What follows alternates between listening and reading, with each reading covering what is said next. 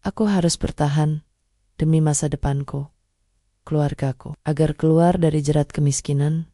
Untuk saat ini aku siap untuk menghadapi walau badai sekeras apapun.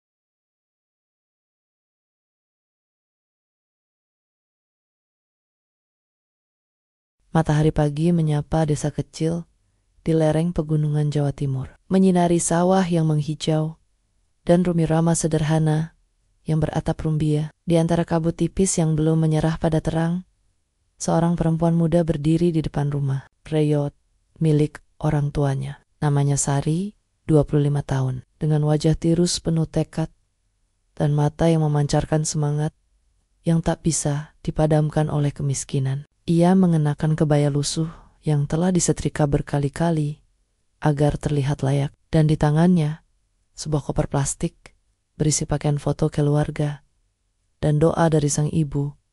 Hari ini adalah hari keberangkatannya, hari di mana ia harus meninggalkan segala yang ia kenal demi sebuah harapan bisa membawa pulang uang untuk menyembuhkan ayahnya yang sakit paru-paru, membayar utang keluarga, dan meringankan beban adik-adiknya yang masih sekolah. Sari, jangan lupa salat, jangan lupa diri, jangan lupa pulang, pesan sang ibu sambil memeluk erat.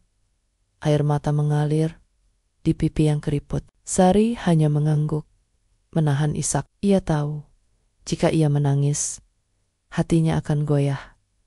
Perjalanan ke kota dimulai dengan angkot tua yang berdebu. Di sepanjang jalan, pemandangan desa yang dulu indah kini terasa menyayat hati. Sawah yang dulu menjadi tempat bermain kini tandus. Anak-anak yang dulu bersamanya kini pergi, entah ke kota, entah ke luar negeri, seperti dirinya. Di terminal, ia bertemu dengan calo yang membawanya ke agen tenaga kerja. Dokumen-dokumen diserahkan, kontrak ditandatangani dalam huruf kecil yang tak sepenuhnya ia pahami. Tapi ia percaya, ia harus percaya. Penerbangan dari Surabaya ke Amsterdam terasa seperti mimpi. Untuk pertama kalinya, Sari melihat laut dari udara, awan yang seperti kapas, dan lampu kota Eropa yang berkilauan seperti bintang jatuh. Ia menempelkan wajah ke jendela pesawat. Terpesona, ini semua untuk keluarga, bisiknya. Di dalam hati, ia berjanji, aku akan kembali sebagai orang yang berbeda, bukan hanya membawa uang, tapi membawa harga diri. Namun, di balik tekad yang kuat, ada rasa takut yang menggerogoti. Apa yang menunggunya di sana? Majikan yang galak, kehidupan yang keras, dingin yang menusuk tulang. Ia tak tahu. Yang ia tahu, ia harus bertahan. Ia bukan hanya bekerja untuk dirinya sendiri, tapi untuk sebuah desa kecil yang menaruh harapan padanya. Saat pesawat mendarat di Schiphol, Amsterdam, Sari menghela napas panjang. Ia menatap langit Belanda yang kelabu. Hujan rintik-rintik membasahi jendela terminal. Ia mengenakan jaket tebal yang dibeli dengan uang pinjaman. Di ponselnya hanya tersisa beberapa puluh euro, tapi matanya tak kehilangan cahaya. Aku siap, katanya pelan, menggenggam kalung kecil pemberian ibunya, simbol doa dan perlindungan. Sari tak tahu bahwa dari sanalah takdirnya mulai berputar, bahwa dari keberangkatan yang penuh keraguan dan harapan ini, ia akan menemukan cinta, pengkhianatan, penebusan, dan akhirnya jati dirinya yang sebenarnya. Tapi untuk saat ini, ia hanya seorang perempuan desa yang berdiri di ujung dunia, siap menghadapi apapun demi keluarga dan dunia, belum siap untuk ketulusannya. Belanda di musim gugur terasa begitu asing bagi Sari. Dingin menusuk tulang, angin datang dari arah yang tak pernah ia bayangkan, dan hujan turun hampir setiap sore, seperti langit ikut menangisi kerinduannya. Ia tiba di sebuah kota kecil dekat, Utrecht, bukan Amsterdam yang glamor, bukan kota besar dengan lampu gemerlap, melainkan kawasan perumahan elit yang sunyi, dikelilingi pepohonan rindang yang daunnya mulai menguning dan berguguran. Di ujung jalan beraspal halus, berdiri sebuah rumah besar bergaya Belanda klasik, dinding batu, jendela tinggi, dan pagar besi hitam yang kokoh. Di sanalah Sari akan bekerja. Rumah megah milik seorang duda kaya raya bernama Willem van der Meer. Saat pintu terbuka, Sari disambut oleh seorang perempuan parubaya, Nyonya Els, manajer rumah tangga yang tegas dan penuh aturan. Kau hanya boleh masuk lewat pintu belakang. Jam kerja dari pukul 6 pagi sampai 9 malam. Tidak boleh bicara lebih dari perlu dengan Tuan Willem. Dan jangan sentuh barang pribadinya. Tegasnya dalam bahasa Inggris yang kaku. Sari hanya mengangguk, menelan rasa kenggang. Ia merasa seperti tamu yang tidak diundang, bukan bagian dari rumah ini. Kamar kecil di loteng yang diberikan kepadanya berukuran sempit, hanya cukup untuk tempat tidur, lemari kayu, dan meja kecil. Tapi Bogi sorry, ini lebih dari cukup. Ada atap, gumamnya. Meletakkan kopernya perlahan. Ia membuka bungkusan dari ibunya nasi ketan yang sudah kering, tapi masih harum rempah dan menangis. Untuk pertama kalinya, sejak berangkat, ia merasa benar-benar sendiri. Hari pertama bekerja dimulai dengan tugas-tugas berat. Membersihkan lantai marmer, menyetrika pakaian sutra, menyiapkan makanan sesuai jadwal ketat. Rumah itu besar, tapi sunyi. Tak ada suara anak, tak ada tawa. Hanya denting jam antik di lorong yang berdetak, seperti detak jantung yang lesu. Dan di tengah kesunyian itu, ada Willem, seorang pria paruh baya, tinggi, berambut abu-abu, selalu mengenakan kacamata hitam tebal. Meski di dalam ruangan, Sari pertama kali melihatnya saat membawa teh pagi ke ruang baca. Ia berdiri di ambang pintu, ragu. Willem duduk di kursi kulit, memegang tongkat, kepala menunduk, seolah tenggelam dalam pikiran. Tuan, teh sudah saya bawa, bisik Sari pelan. Willem mengangkat wajahnya, letakkan di meja, di sebelah kanan. Terima kasih Sari. Suara itu tenang, berat, tapi tidak kasar. Sorry, Tercit. Ia tahu namanya. Ia belum pernah memperkenalkan diri secara langsung. Sejak hari itu, rutinitas mulai terbentuk. Sari membersihkan rumah, memasak makanan sederhana, meski Nyonya Els sering mengomel.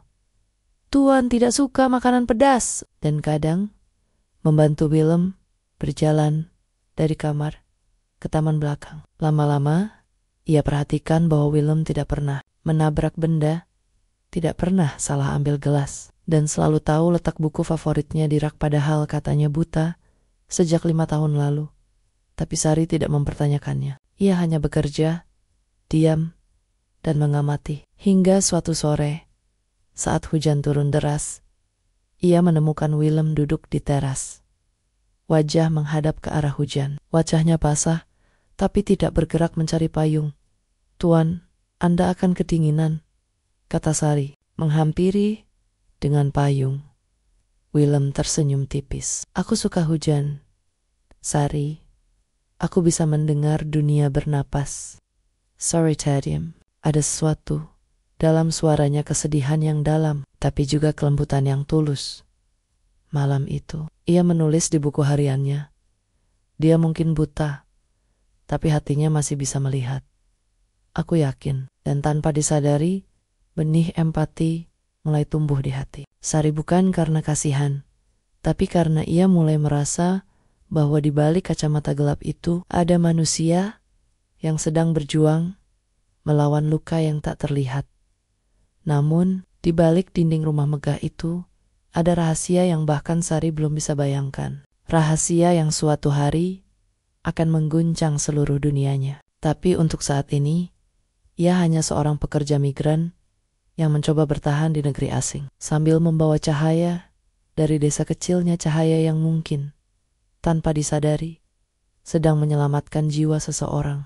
Minggu-minggu berlalu, dan Sari mulai menemukan ritme dalam kehidupannya di rumah Willem. Ia bangun sebelum fajar, menyiapkan sarapan tanpa suara berlebihan, membersihkan setiap sudut rumah dengan teliti, dan selalu menyempatkan waktu untuk menyiram bunga-bunga di taman belakang meski tak pernah tahu siapa yang merawatnya sebelumnya. Namun, yang paling sering mengisi pikirannya bukan tugas-tugasnya, melainkan Willem. Pria itu tetap pendiam, jarang bicara lebih dari perlu. Tapi ada sesuatu yang aneh. Ia selalu tahu kapan Sari masuk ruangan. Ia bisa menyebut namanya tanpa melihat, mendengar langkah kakinya yang ringan di lantai kayu. Kadang, saat Sari sedang membersihkan rak buku, Willem tiba-tiba berkata, "Kamu suka bunga Kamboja ya? Aromanya menempel di bajumu." "Sorry terjit." "Bagaimana Anda tahu, Tuan? Kamu membawanya dari kamarmu, dan kamu menyimpan daun kering di bukumu." Sari tertawa kecil. "Iya, di desa saya, Kamboja, tumbuh di depan rumah. Katanya, bisa menenangkan arwah." Willem mengangguk pelan. "Dan kamu percaya?"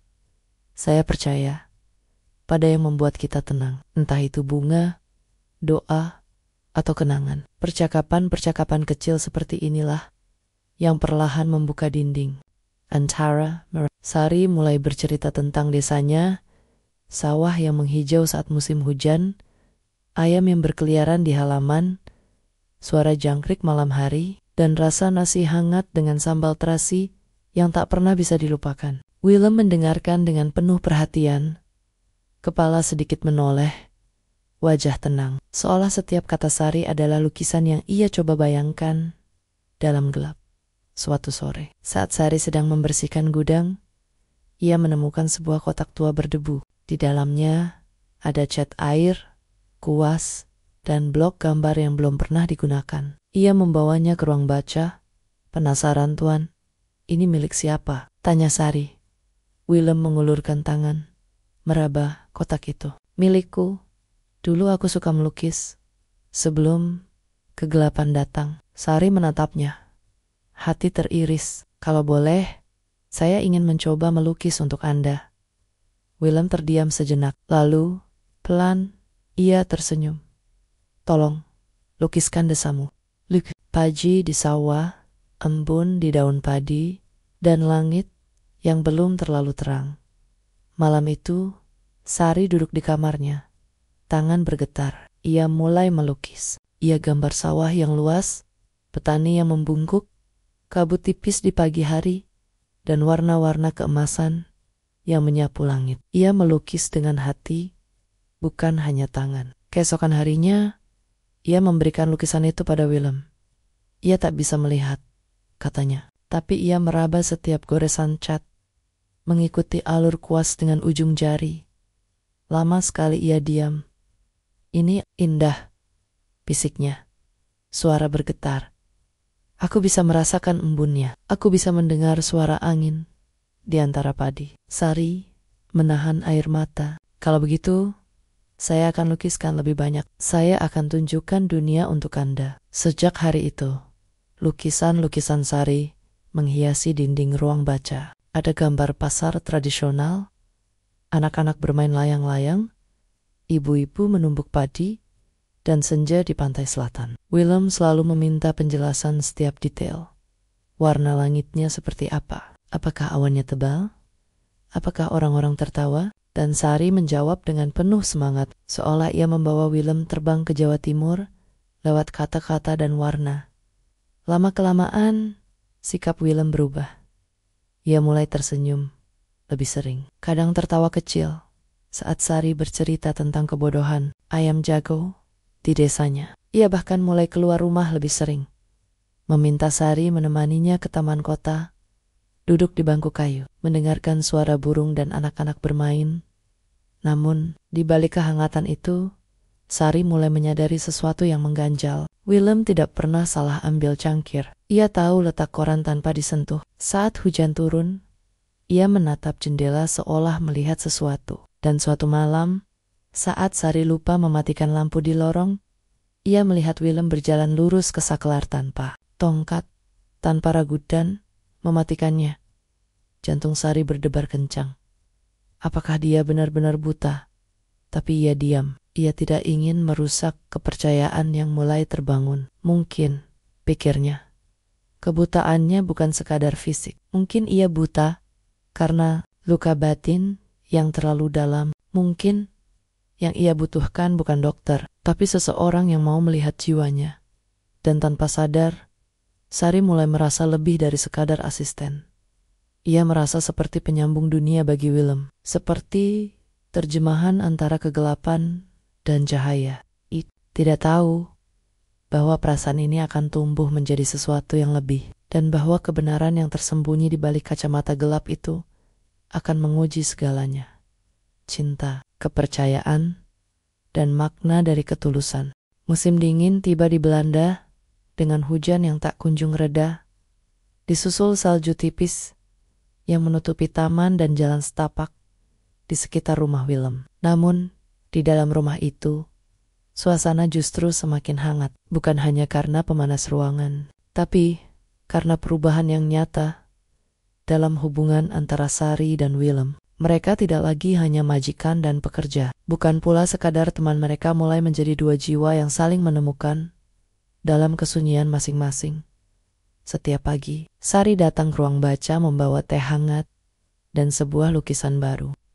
Lukisan itu sederhana, sebuah warung kopi di pinggir jalan, atau seorang nenek menjual pisang goreng dengan senyum lebar. Tapi bagi Willem, lukisan-lukisan itu adalah jendela ke dunia yang telah lama ia tutup. Ia mulai bercerita juga tentang masa kecilnya di Rotterdam, tentang ayahnya yang tukang kayu, tentang ibunya yang suka menyanyi sambil memasak sup, dan perlahan, tanpa disadari, ia membuka luka yang paling dalam, kisah cintanya yang hancur. Bersama istrinya, Ilis mencintaiku, kata Willem suatu malam, suaranya rendah, hampir seperti bisikan. Tapi bukan aku yang ia cintai. Ia mencintai rumah ini, mobil mewahku, rekening bank. Saat aku kehilangan sebagian harta karena krisis bisnis, dia pergi dengan pria lain. Dan sebelum meninggal dalam kecelakaan, dia bilang, dia tak pernah bahagia bersamaku karena aku terlalu serius, terlalu dingin. Sari duduk diam. Hati terasa sesak. Ia melihat Willem bukan lagi sebagai pria kaya yang terasing, tapi sebagai manusia yang terluka, yang takut dicintai karena hartanya, bukan karena jiwanya. Sejak saat itu, lanjut Willem, aku memutuskan untuk berpura-pura buta. Aku ingin tahu, apakah ada orang yang bisa melihatku apa adanya? Apakah ada yang bisa mencintaiku tanpa tahu siapa aku sebenarnya? Tanpa tahu berapa banyak uangku, tanpa ingin mengambil sesuatu dariku. Sari menarik napas pelan. Dan saya datang tanpa tahu apa-apa, gumamnya. Willem mengangguk. Kamu tidak pernah memandangku dengan rasa kasihan, tidak pernah meminta uang. Kamu malah memberiku sesuatu yang tak pernah kuminta. Ketulusan. Kamu bercerita tentang desamu seolah aku bisa melihatnya. Kamu melukis untukku seolah aku bisa melihat warna. Dan kamu tertawa, bukan karena aku lucu, tapi karena kamu merasa. Air mata menggenang di mata Sari. Ia tidak menyangka bahwa kejujurannya yang selama ini ia anggap biasa begitu berarti bagi seseorang. Hubungan mereka semakin dalam. Willem mulai memanggil Sari, bukan sebagai Nona Sari, tapi kamu. Ia meminta Sari duduk di sampingnya saat makan malam, bukan melayani dari kejauhan. Ia bahkan mulai bercanda, sesuatu yang sebelumnya tak pernah terbayangkan. Kalau kamu pulang ke desa, bawa aku sekali. Aku ingin merasakan nasi panas dengan sambal terasi yang katamu bisa bikin orang menangis. Tapi karena enak, bukan karena pedas. Sari tertawa, hati berdebar. Ia mulai menyadari bahwa perasaannya terhadap Willem bukan hanya simpati atau empati. Ia mulai mencintainya, bukan karena kekayaannya, bukan karena statusnya, tapi karena ketulusan yang tumbuh di balik dinding kesedihan itu. Ia mencintai caranya mendengarkan, caranya menghargai setiap kata, caranya merasakan dunia melalui suara, sentuhan, dan imajinasi. Namun, di tengah kehangatan itu, Sari juga merasakan konflik batin. Ia tahu, perbedaan status mereka sangat lebar. Ia seorang mantan TKW, lulusan SMA dari desa, sementara Willem adalah pria kulit putih, kaya, terpelajar, dan hidup di lingkungan elit. Apakah mungkin cinta seperti ini diterima? Apakah masyarakat akan menganggapnya serius? Dan yang paling mengganggu, apakah Willem benar-benar melihatnya sebagai manusia yang setara? Atau hanya sebagai pelarian dari kesepiannya? Pertanyaan-pertanyaan itu menghantui Sari, terutama saat Nyonya Els mulai meliriknya dengan sinis. Jangan lupa posisimu, tegur Nyonya Els suatu hari. Kamu di sini untuk bekerja, bukan untuk jatuh cinta. Tapi cinta tidak mengenal aturan. Dan meski Sari mencoba menjaga jarak, hatinya terus menyeretnya lebih dekat pada Willem. Hingga suatu malam, saat salju turun lembut di luar jendela, Willem memanggilnya ke ruang baca. Suasana sunyi, hanya suara api yang memercik di perapian. Sari, katanya pelan. Tangan bergetar saat meraih tangannya. Aku tahu, aku bukan pria sempurna. Aku punya luka yang dalam. Aku pernah berbohong, bahkan pada diriku sendiri. Tapi satu hal yang tidak pernah ku bohongi, perasaanku padamu. Kamu adalah satu-satunya orang yang membuatku merasa dilihat, bukan karena hartaku, tapi karena siapa aku. Aku tidak tahu apakah kamu bisa menerimaku dengan semua kekuranganku. Tapi aku ingin mencoba. Aku ingin kita mencoba bersama. Sorry. Menatap matanya dua bola mata biru yang tersembunyi di balik kacamata hitam, penuh harap dan ketakutan. Ia ingin menjawab, tapi suaranya tercekat. Ia hanya mengangguk pelan. Air mata mengalir deras. Di luar, salju terus turun, menutupi dunia dalam kesunyian putih. Tapi di dalam, dua hati yang pernah terluka mulai berdetak dalam irama yang sama. Mereka belum tahu masa depan akan membawa apa. Tapi untuk saat ini, mereka memilih untuk percaya bahwa cinta yang tumbuh dari kegelapan bisa menjadi cahaya yang menyelamatkan.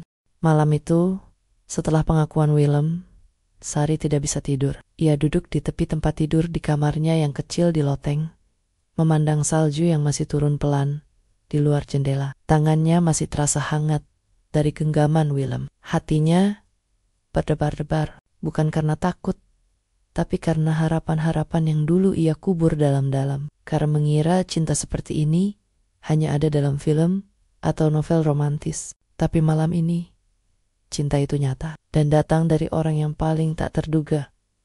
Namun, di tengah kebahagiaan itu, bayangan keraguan terus menghantui. Apakah aku pantas? Apakah ini benar-benar tulus?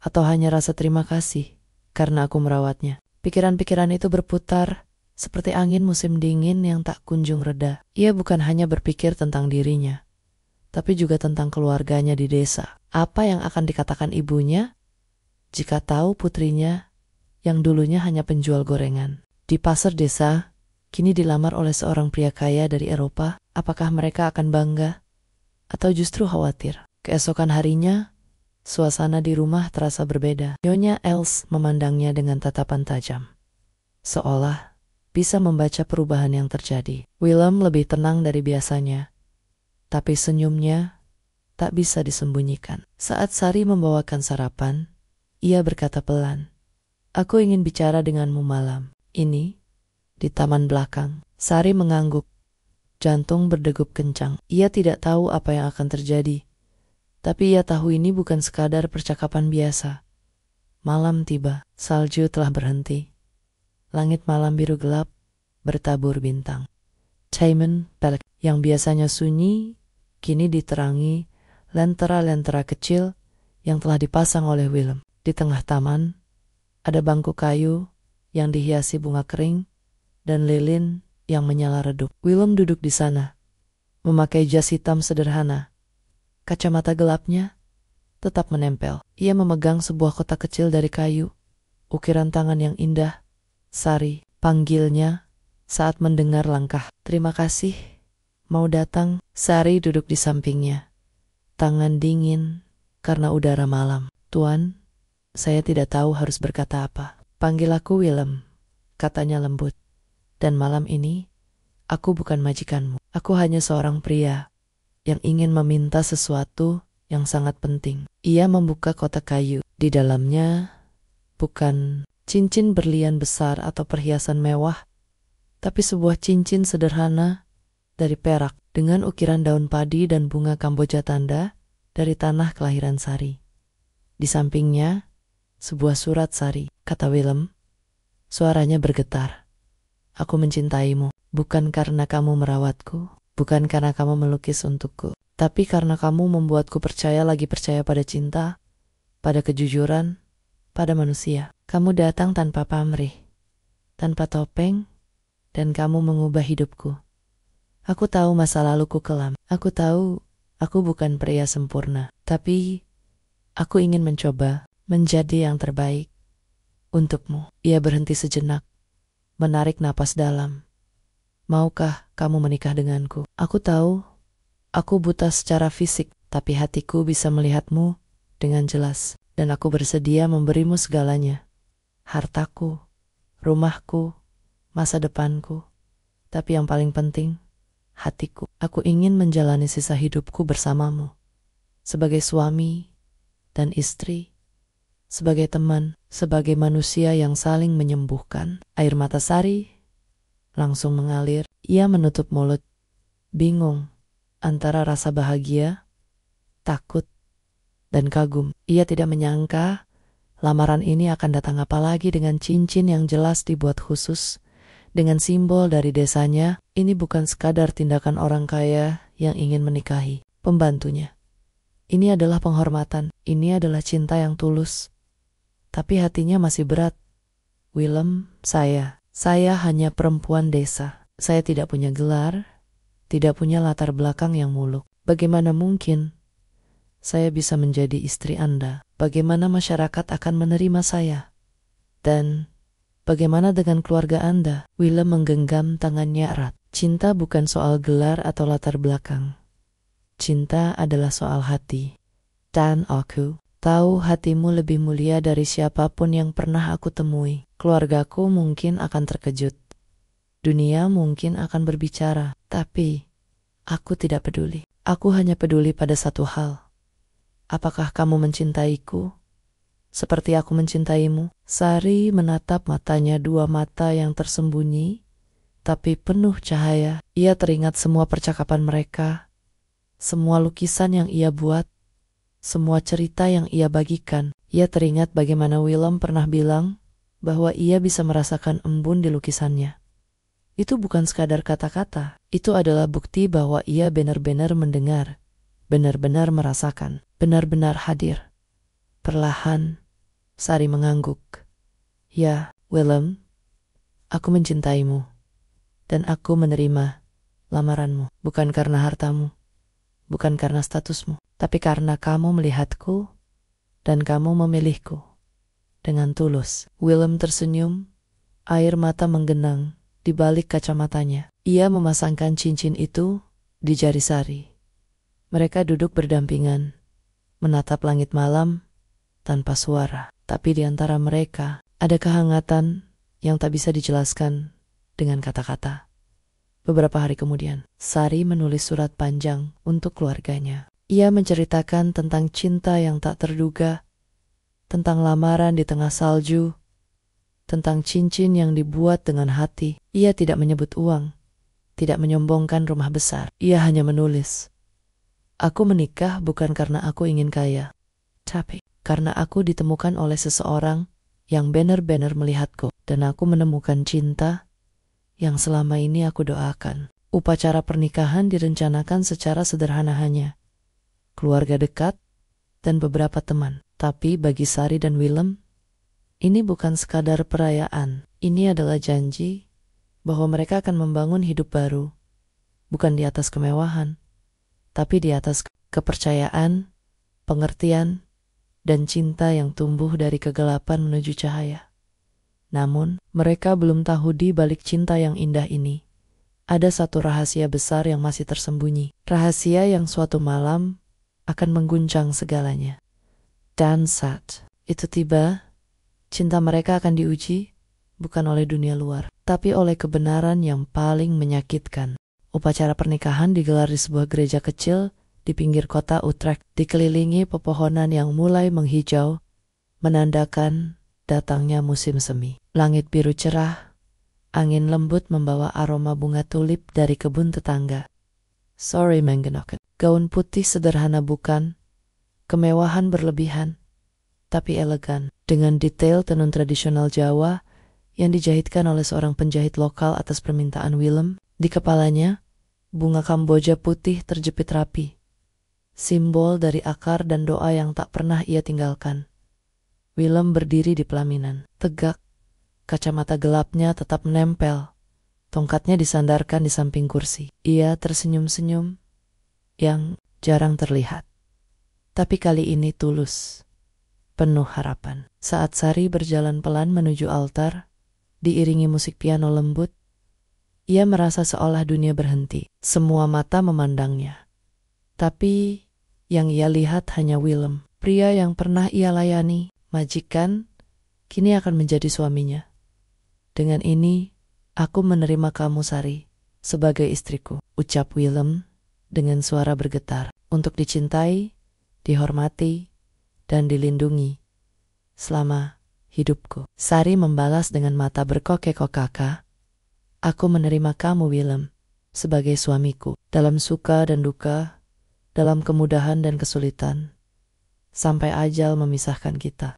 Mereka bercincin, mereka dipersatukan, dan untuk pertama kalinya, Sari merasa benar-benar pulih bukan karena telah kaya atau sukses, tapi karena dicintai tanpa syarat. Malamnya, setelah resepsi sederhana di rumah, mereka kembali ke kamar pengantin. Lilin-lilin menyala, bunga segar tersebar di sekitar tempat tidur, dan angin malam berbisik lembut melalui jendela yang sedikit terbuka. Sari duduk di tepi ranjang, jantung berdebar, campuran antara gugup, bahagia, dan harapan. Willem berdiri di depan jendela, memandang keluar, seolah menatap sesuatu yang tak bisa dilihat orang lain. Indah sekali malam ini, katanya pelan. Langitnya penuh bintang, dan anginnya membawa aroma tanah yang baru hujan. Sari tersenyum. Kamu bisa merasakannya dari sini? Willem mengangguk. Lalu, perlahan, ia berbalik. Ia melepas kacamatanya. Sari memandangnya. Masih tersenyum hingga ia melihat matanya. Matanya terbuka, jernih, biru seperti langit musim panas. Dan yang paling mengejutkan, ia menatapnya langsung. Tidak ragu, tidak seperti orang yang buta. Wajah Sari membeku. Jantungnya seolah berhenti. Willem, besik, suara gemetar. Mata Anda bisa melihat? Willem tidak menjawab langsung. Ia menatapnya dengan tatapan yang campur aduk rasa bersalah, ketakutan, dan kejujuran yang menyakitkan. Sari, katanya akhirnya, suara rendah, penuh beban. Aku tidak buta. Dunia Sari runtuh. Apa? Teriaknya. Bangkit dari tempat tidur. Apa maksudmu? Sejak kapan semua ini? Pura-pura. Willem mengangkat tangan, bukan untuk menghentikannya, tapi seperti memohon pengertian. Sejak 5 tahun lalu, aku tidak pernah buta. Aku hanya berpura-pura buta. Sari mundur selangkah. Napasnya memburu. Jadi, semua percakapan kita, semua lukisan yang kubuat untukmu, semua cerita tentang desaku, kau pura-pura mendengar karena kau buta.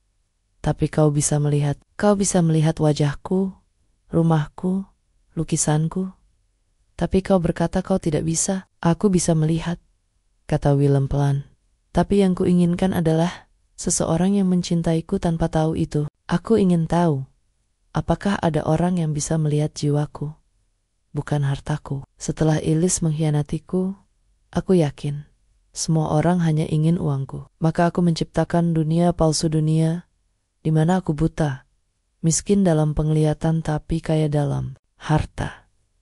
Aku ingin melihat siapa yang tetap tinggal, bukan karena uang, tapi karena cinta. Jadi, aku hanya bagian dari perkoban. Sorry menongus, suaranya pecah. Aku datang ke sini untuk bekerja, untuk membantu keluargaku, dan kau menjadikanku objek ujianmu. Kau membiarkanku merawatmu, membantumu, mencintaimu, sementara kau tahu semuanya. Kau tahu aku jujur, tulus, dan kau memanfaatkannya. Aku tidak memanfaatkanmu, seru Willem. Suaranya memecah kesunyian malam. Aku memang berbohong tentang matanya. Tapi cintaku padamu, itu nyata. Lebih nyata dari apapun yang pernah kualami. Aku jatuh cinta padamu, bukan karena kamu tidak tahu aku bisa melihat. Aku jatuh cinta karena kamu tetap di sini. Karena kamu melukis untukku. Karena kamu tertawa tanpa pamrih. Karena kamu melihatku sebagai manusia, bukan sebagai simbol uang. Sari terdiam. Napasnya masih berat. Air mata mengalir deras. Ia merasa seperti boneka yang dimainkan. Seperti semua kenangan indah. Mereka percakapan di taman. Lukisan-lukisan, lamaran di bawah salju, semua itu ternoda oleh satu kebohongan besar. Jadi selama ini, aku hanya tes, bisiknya. Suara hancur, kau menunggu, melihat, mencatat.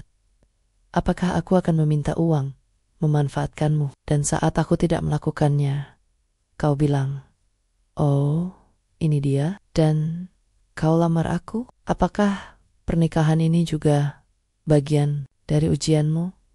Willem maju selangkah, tapi Sari mundur. Ia tidak ingin disentuh. Tidak, kata Willem. Suaranya parau. Pernikahan ini bukan ujian. Ini adalah pengakuan. Aku mencintaimu, Sari. Dan aku takut. Aku takut kalau kuberitahu kebenaran, kamu akan pergi. Seperti yang lain, maka aku diam. Aku berharap suatu hari kamu akan tahu dan tetap memilihku. Sorry. Menatapnya pria yang baru saja ia nikahi, pria yang ia cintai, pria yang kini ia lihat dengan mata yang benar-benar terbuka. Ia melihat wajahnya. Tidak lagi tertutup kacamata, tidak lagi bersembunyi. Ia melihat ketakutan, penyesalan, dan cinta yang tulus. Tapi rasa sakitnya terlalu dalam. Tanpa berkata apa-apa, Sari melepas cincin kawinnya, meletakkannya di meja, lalu berjalan keluar dari kamar. Ia naik ke loteng, mengunci diri di kamar kecilnya, tempat ia dulu mulai sebagai pembantu. Ia menangis seyadi jadinya, bukan hanya karena dikhianati, tapi karena cinta yang begitu tulus ternyata dibangun di atas kebohongan. Di luar, Willem berdiri di tengah kamar, memandang cincin yang ditinggalkan. Di tangannya masih tergenggam kacamata. Gelapnya simbol dari kebohongan yang ia bawa selama bertahun-tahun. Dan untuk pertama kalinya dalam hidupnya, pria yang bisa melihat segalanya, merasa benar-benar buta. Musim semi di Belanda perlahan menggantikan musim dingin. Bunga tulip bermekaran di taman-taman kota. Angin tidak lagi menusuk tulang, dan cahaya matahari mulai menghangatkan bumi. Di rumah Willem, perubahan juga terjadi bukan hanya pada cuaca, tapi pada atmosfer yang dulu dingin dan sunyi, kini dipenuhi suara yang lembut, suara Sari yang menyanyi saat memasak, suara kuas yang menyapu kanvas, dan tawa yang perlahan kembali mengisi lorong-lorong rumah besar itu. Namun, hubungan mereka tidak serta-merta kembali, seperti sebelum rahasia terungkap. Tidak ada keajaiban yang menghapus luka. Yang ada hanyalah pilihan-pilihan setiap hari untuk saling memahami, untuk jujur, untuk bertahan. Sari tidak langsung kembali ke kamar pengantin. Ia tetap tinggal di loteng selama 2 minggu. Bukan karena dendam, tapi karena butuh waktu. Willem menghormati batas itu. Ia tidak memaksa. Ia hanya menunjukkan perubahan lewat tindakan. Ia berhenti memakai kacamata gelap selamanya. Ia bercerita tentang masa lalunya tanpa ditanya. Dan ia mulai belajar bahasa Indonesia dari buku kecil yang dibelinya diam-diam suatu pagi. Sari turun ke ruang baca dan menemukan Willem sedang duduk di kursi favoritnya, membaca buku dengan mata terbuka lebar. Bukan buku bisnis, tapi novel karya Pramudia Anantatur yang ia pinjam dari Sari. Kamu membacanya? Tanya Sari, terkejut. Willem mengangkat wajah, tersenyum tipis. Aku ingin tahu dunia yang kamu baca, dunia yang membentukmu. Sorry, merasa sesuatu di dadanya meleleh. Bukan cinta yang tiba-tiba, tapi penghargaan yang tumbuh perlahan. Beberapa minggu kemudian, mereka mulai berbicara tentang masa depan, bukan sebagai suami istri yang hidup dalam kemewahan, tapi sebagai manusia yang ingin memberi makna pada hidup mereka. Willem mengusulkan sesuatu yang mengejutkan. Aku ingin membangun rumah sakit gratis di Jawa Timur untuk perempuan seperti ibumu, seperti tetanggamu, perempuan yang tidak bisa berobat karena miskin, Sari menatapnya. Tidak percaya. Kenapa? Kamu ingin melakukan itu?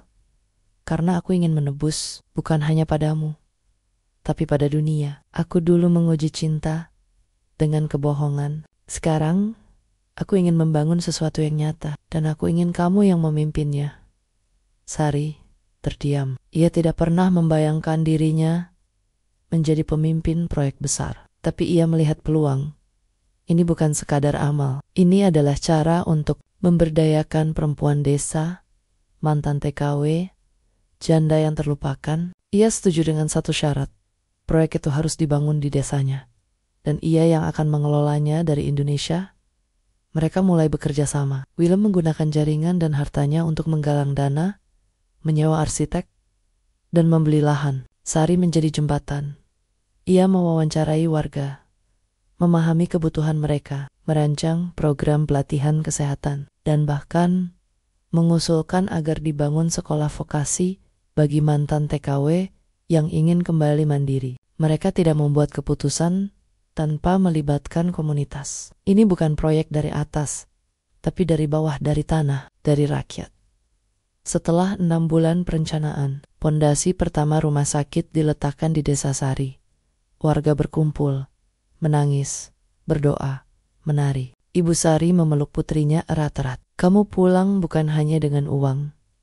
Kamu pulang dengan harapan. Willem hadir di acara itu bukan dengan jas mewah, tapi dengan kemeja sederhana dan senyum yang tulus. Ia tidak berpidato. Ia berdiri di samping Sari, memegang tangannya, dan berkata pelan, "Ini awal dari tebusan kita." Sejak saat itu, mereka mulai membagi waktu antara Belanda dan Indonesia. Sari tidak lagi menjadi TKW, tapi hari pertama, setelah malam pernikahan yang hancur, berlalu dalam sunyi yang menyakitkan. Rumah yang biasanya dipenuhi suara pelan Sari saat membersihkan atau melukis, kini sunyi senyap. Tidak ada aroma teh, jahe, yang biasa ia seduh pagi hari. Tidak ada lukisan baru yang digantung di ruang baca. Di loteng, pintu kamar Sari tetap terkunci. Willem duduk di kursi kayu di bawah tangga. Kepala tertunduk, kacamata gelap yang dulu menjadi tamengnya, kini tergeletak di lantai seperti simbol dari identitas palsu yang akhirnya runtuh. Ia tidak tidur semalam. Ia hanya duduk, memikirkan setiap kata yang diucapkannya, setiap tindakan yang ia ambil, dan setiap detik di mana ia memilih kebohongan demi mencari kejujuran. Ia tahu ia salah, tapi ia juga tahu cintanya pada Sari bukan bagian dari kebohongan. Cinta itu nyata, hanya caranya yang keliru. Di pagi hari, Willem bangkit. Ia tidak memakai jas, tidak memanggil Nyonya Els, tidak menyentuh surat-surat bisnisnya. Ia masuk ke ruang kerjanya, membuka laci terdalam, dan mengeluarkan sebuah buku tulis tebal, bukan buku harian biasa, tapi catatan rahasianya selama 2 tahun terakhir. Setiap halaman penuh dengan tulisan tangan yang rapi, berisi pengamatannya tentang Sari, senyumnya saat bercerita tentang desa, caranya menyusun bunga di vas, nada suaranya saat menyanyikan lagu daerah, bahkan ekspresinya saat melukis di bawah cahaya lampu.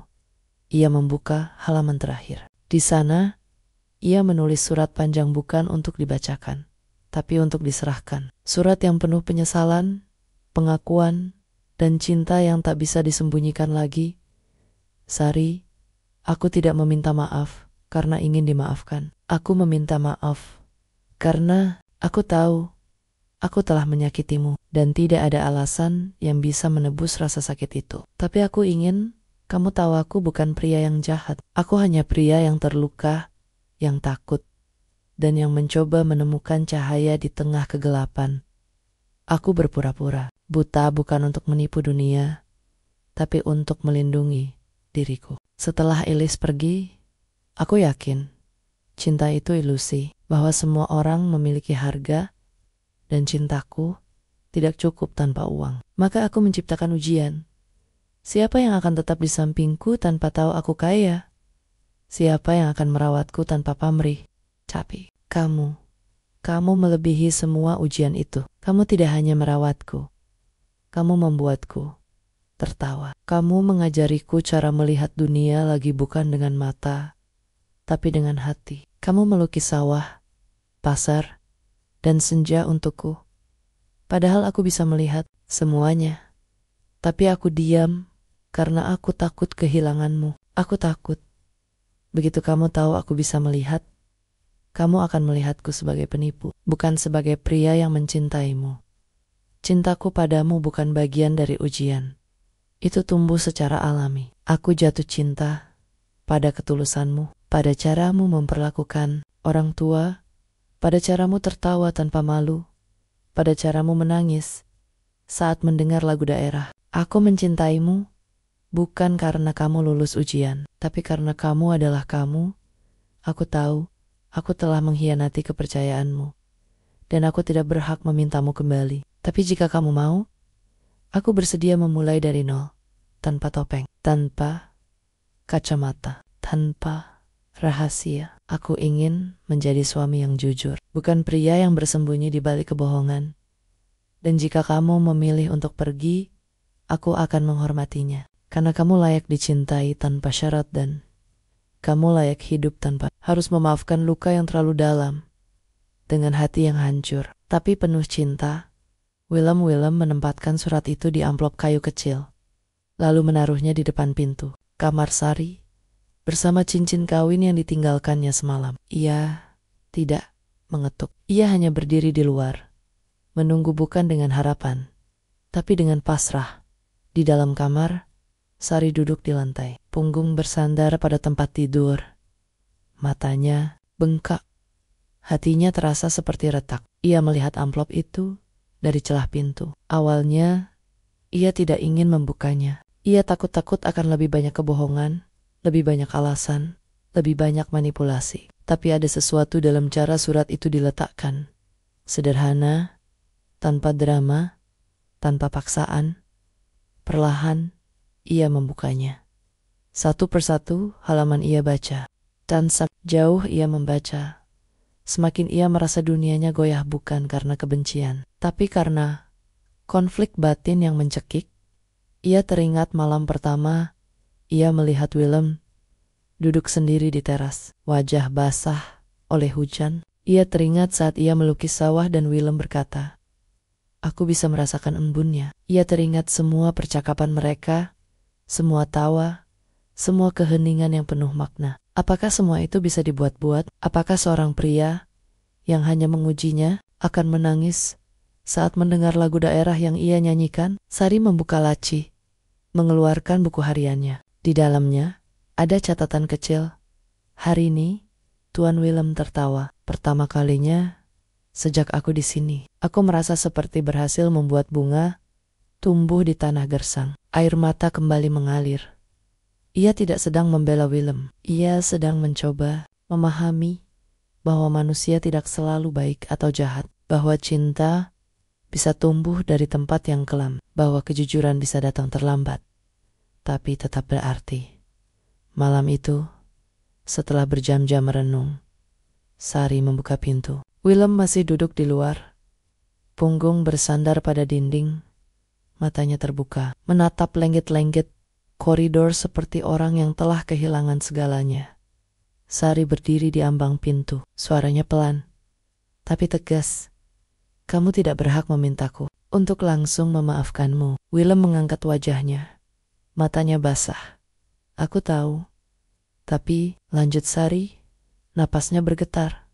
"Aku ingin mencoba, bukan karena aku lupa, tapi karena aku tidak ingin kehilangan cinta yang nyata meskipun datang dengan luka." Willem menunduk. Air mata mengalir deras. Ia tidak bergerak mendekat. Ia hanya mengangguk pelan. "Kita harus mulai dari awal," kata Sari. "Tidak ada rahasia, tidak ada pura-pura. Aku ingin tahu siapa kamu sebenarnya. Dan kamu harus tahu siapa aku bukan sebagai pembantu, bukan sebagai istri, tapi sebagai Sari, manusia yang bisa terluka, bisa marah, bisa mencintai, dan bisa memaafkan." Willem mengangkat wajahnya, menatapnya langsung. "Aku bersedia. Aku akan belajar menjadi jujur. Aku akan belajar mencintaimu tanpa syarat, dan aku akan menghormati setiap langkah yang kamu ambil. Sari menghela napas panjang. Ia tidak tahu apakah hatinya sudah sembuh, tapi untuk pertama kalinya sejak malam itu, ia merasa ada harapan. Ia mengambil cincin dari meja, memandangnya sejenak, lalu perlahan memasukkannya kembali ke jari manisnya. Mereka tidak berpelukan. Tidak berpelukan. Tapi di antara mereka, ada sesuatu yang mulai tumbuh lagi. Bukan kepercayaan yang utuh, tapi benih dari kepercayaan yang baru yang akan dibangun, bukan di atas keajaiban, tapi di atas kejujuran, waktu dan pilihan yang terus diulang. Musim semi di Belanda perlahan menggantikan musim dingin. Bunga tulip bermekaran di taimen-taimen kota, angin tidak lagi menusuk tulang, dan cahaya matahari mulai menghangatkan bumi. Di rumah Willem, perubahan juga terjadi bukan hanya pada cuaca, tapi pada atmosfer yang dulu dingin dan sunyi, kini dipenuhi suara yang lembut. Suara Sari yang menyanyi saat memasak, suara kuas yang menyapu kanvas, dan tawa yang perlahan kembali mengisi lorong-lorong rumah besar itu. Namun, hubungan mereka tidak serti Marta kembali, seperti sebelum rahasia terungkap. Tidak ada keajaiban yang menghapus luka, yang ada hanyalah pilihan-pilihan setiap hari, untuk saling memahami, untuk jujur, untuk bertahan. Sari tidak langsung kembali ke kamar pengantin. Ia tetap tinggal di loteng selama 2 minggu, bukan karena dendam, tapi karena butuh waktu. Willem menghormati batas itu. Ia tidak memaksa. Ia hanya menunjukkan perubahan lewat tindakan. Ia berhenti memakai kacamata gelap selamanya. Ia bercerita tentang masa lalunya tanpa ditanya. Dan ia mulai belajar bahasa Indonesia dari buku kecil yang dibelinya diam-diam suatu pagi. Sari turun ke ruang baca dan menemukan Willem sedang duduk di kursi favoritnya. Membaca buku dengan mata terbuka lebar, bukan buku bisnis, tapi novel karya Pramudia Anantatur yang ia pinjam dari Sari. "Kamu membacanya?" tanya Sari, terkejut. Willem mengangkat wajah, tersenyum tipis. "Aku ingin tahu dunia yang kamu baca, dunia yang membentukmu." Sorry, merasa sesuatu di dadanya meleleh. Bukan cinta yang tiba-tiba, tapi penghargaan yang tumbuh perlahan. Beberapa minggu kemudian, mereka mulai berbicara tentang masa depan, bukan sebagai suami istri yang hidup dalam kemewahan, tapi sebagai manusia yang ingin memberi makna pada hidup mereka. Willem mengusulkan sesuatu yang mengejutkan. "Aku ingin membangun rumah sakit gratis di Jawa Timur untuk perempuan seperti ibumu, seperti tetanggamu, perempuan yang tidak bisa berobat karena miskin." Sari menatapnya, tidak percaya. "Kamu ingin melakukan itu?" "Karena aku ingin menebus, bukan hanya padamu, tapi pada dunia. Aku dulu menguji cinta dengan kebohongan. Sekarang, aku ingin membangun sesuatu yang nyata, dan aku ingin kamu yang memimpinnya." Sari terdiam. Ia tidak pernah membayangkan dirinya menjadi pemimpin proyek besar, tapi ia melihat peluang. Ini bukan sekadar amal, ini adalah cara untuk memberdayakan perempuan desa, mantan TKW, janda yang terlupakan. Ia setuju dengan satu syarat: proyek itu harus dibangun di desanya, dan ia yang akan mengelolanya dari Indonesia. Mereka mulai bekerja sama. Willem menggunakan jaringan dan hartanya untuk menggalang dana, menyewa arsitek, dan membeli lahan. Sari menjadi jembatan.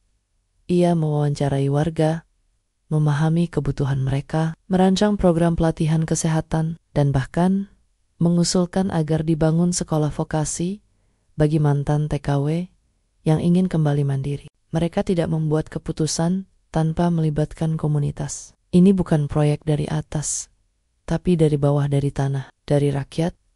Setelah 6 bulan perencanaan, pondasi pertama rumah sakit diletakkan di Desa Sari. Warga berkumpul, menangis, berdoa, menari. Ibu Sari memeluk putrinya erat-erat. "Kamu pulang bukan hanya dengan uang, kamu pulang dengan harapan." Willem hadir di acara itu bukan dengan jas mewah, tapi dengan kemeja sederhana dan senyum yang tulus. Ia tidak berpidato, ia hanya berdiri di samping Sari, memegang tangannya, dan berkata pelan, "Ini awal dari tebusan kita." Sejak saat itu, Mereka mulai membagi waktu antara Belanda dan Indonesia. Sari tidak lagi menjadi TKW, tapi direktur Yayasan Kemanusiaan yang dihormati. Ia menjadi suara bagi perempuan yang selama ini tak terdengar. Willem, di sisi lain, mulai menulis buku The Man Who Pretended to be Blind, pengakuan jujur tentang kebohongannya, luka masa lalunya, dan bagaimana cinta dari seorang perempuan desa menyelamatkannya. Buku itu menjadi bestseller, bukan karena sensasi, tapi karena kejujuran yang menyentuh hati banyak orang. Namun, yang paling penting, mereka belajar mencintai lagi bukan dengan sempurna, tapi dengan sadar. Mereka tidak mengabaikan masa lalu. Mereka mengingatnya. Kadang, saat hujan turun, Sari masih merasa sakit mengingat malam pernikahan itu. Tapi Willem selalu berkata, "Aku tidak akan pernah meminta kamu melupakannya. Aku hanya ingin membuktikan setiap hari bahwa aku layak dicintai." Suatu sore di Belanda, mereka duduk di teras rumah, menikmati senja. Sari sedang melukis. Kali ini, pemandangan desanya yang sudah berubah. Rumah sakit baru, anak-anak bersekolah, perempuan menjahit di balai desa. Willem duduk di sampingnya, memandangnya, bukan lukisannya. "Aku dulu berpura-pura buta agar orang melihat jiwaku," katanya pelan. "Tapi kamu melihat jiwaku. Meskipun aku bersembunyi, kamu adalah cahaya yang tidak aku cari, tapi datang tepat saat aku paling gelap." Sari tersenyum, menatapnya. "Kita bukan kisah cinta yang sempurna, tapi kita jujur. Dan itu lebih berharga dari segalanya." Di kejauhan, burung-burung terbang pulang. Angin membawa suara daun bergoyang. Dan di antara dua manusia yang pernah terluka, tumbuh sebuah kehidupan bukan tanpa luka, tapi dibangun di atas kepercayaan yang diperjuangkan. Cinta yang diuji, dan pilihan yang terus diulang. Untuk saling memaafkan, untuk saling memilih, hari demi hari. Narasi penutup. Sari, dulu aku berangkat dari desa dengan koper plastik dan hati yang penuh harapan. Aku tidak tahu bahwa cinta sejati bukan tentang pangeran atau istana, tapi tentang dua orang yang jatuh, bangkit, dan memilih untuk tetap berjalan bersama. Aku dan Willem tidak sempurna, tapi kami nyata, dan kami bersama cukup.